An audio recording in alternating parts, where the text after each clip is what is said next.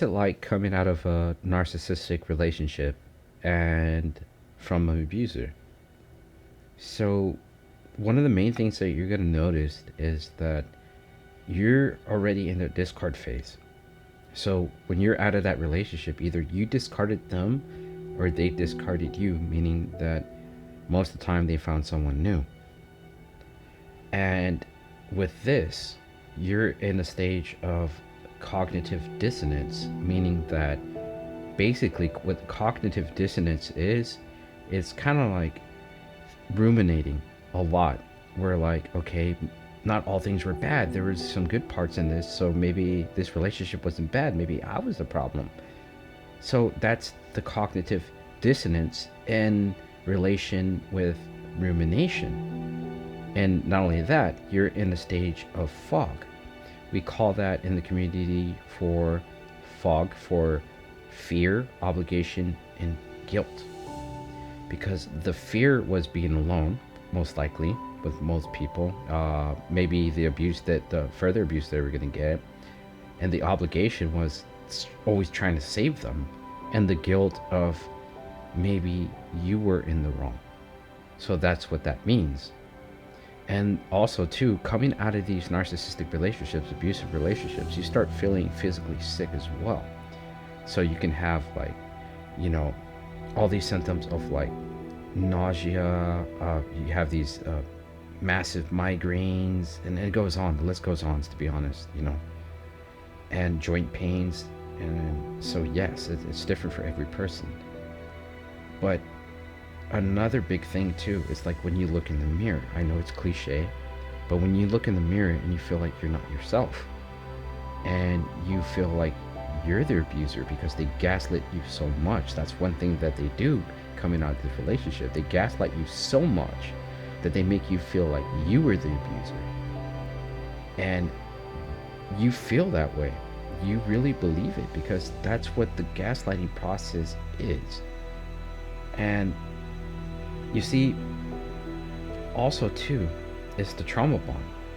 So coming out of these relationships, though, is the trauma bond as well. It's very strong at this point because they really left you addicted to them.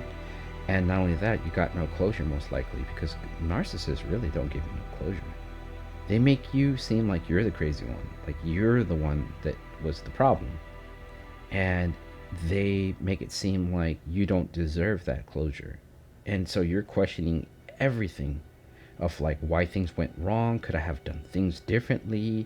Am I the problem? And that's where the rumination starts happening. Like I'm saying, like that's a big part of like coming out of these narcissistic relationships, is that the rumination is strong and the cognitive dissonance. And nonetheless, though, you feel alone. Like you don't have any answers. Because, first of all, they're not going to give you any closures. They're not going to give you reasons why they did what they did. And so you feel alone. And not only that, most people don't go through narcissistic abuse. It's a phenomenon when you go through that, because a lot of people don't understand what they're dealing with. And a lot of people, especially from the outside looking in, they're not going to know. And that's why this community exists. As far as like narcissistic communities, they exist because you are not alone. It's going to take time for you to do this extensive research and understand why you're not getting any closure, why you feel the way you do. But once you start rebuilding your strength and everything, then you start building information, and then from there you start building your own closure, and then from there you're whole again. You're back to where you want to be. And coming out of this relationship, it's not going to be easy. I'd be lying if I said it was going to be easy. But this is why I do what I do. This is why I do extensive research on this topic, and this is why I'm very passionate about it, because I went through it. I lived it. So I just want you guys to know that everything's gonna be okay, and it's gonna take time. Like I said, I'd be lying if I said that it's not gonna hurt, it's not gonna take time. It really is. And when you put in the work and you actually put in the understanding and all your experiences together with your knowledge, you're gonna find really a strong sense of self.